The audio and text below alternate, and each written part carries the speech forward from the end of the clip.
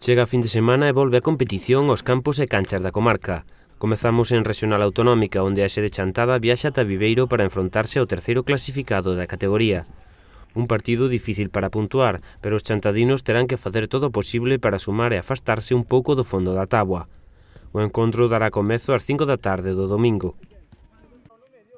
En Primeira Autonómica, o Taboada tamén se enfronta ao terceiro da táboa, neste caso o Iberia, do que tan só separan 4 puntos. Iberia é un partido difícil, outro equipo que vai arriba, aquí xa foi un dos equipos que nos ganou na medela, esperemos, seguir nesta línea, xa volvo a repetir, na atitude que tuvemos este partido, para ir a competir o partido. Son un equipo que non é un equipo de moito xogo combinativo, son un equipo de bastante xogo directo, quizás o contrario a nós, esperemos que o campo é practicable para poder nos impoñer o noso fútbol, e xa digo, eu creo que vai ser un partido moi reñido e a ver que facemos. O partido disputarase no campo de Iberia o domingo ás 4:15 da tarde. Pasamos á segunda autonómica, onde o Chantada B recibe este sábado ás 6 da tarde o Friol, terceiro a un punto do líder da competición con 35 puntos. Será un partido moi complicado para os de Juan, que se están a mostrar moi irregulares nesta competición.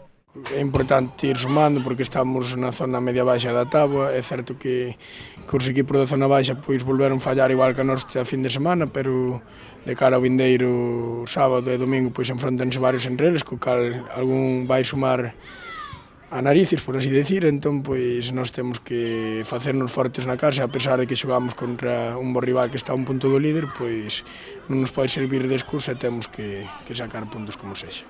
Pola súa banda, o Chantada Atlético desprázase ata Pantón para xogar co Ferreira. Os de José Ángel teñen unha boa oportunidade para sumar, xa que se enfrontan ao colista da categoría. O partido comezará ás 4 da tarde do domingo.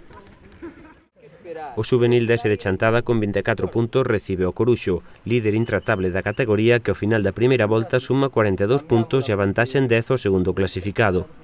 Os de Dani atópanse no mellor momento de resultados da tempada tras encadear 3 vitorias consecutivas, polo que tratarán de prolongar esta xeira de resultados.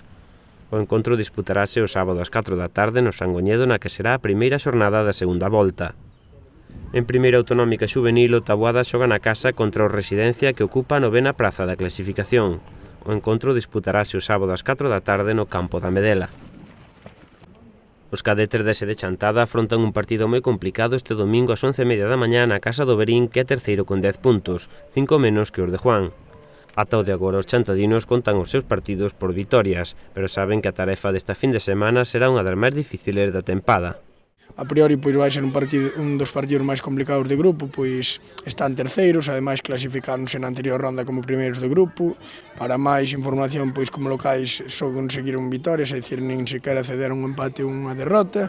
É un equipo que todos estes anos foi moi forte máis na súa casa, co cal sabemos que vai ser unha visita e unha tarefa moi complicada, pero estamos a traballar ben e afrontaremos este encontro igual que todos os demais, que a intención de competir, mellorar, disfrutar e se dá ganar, de maravilla.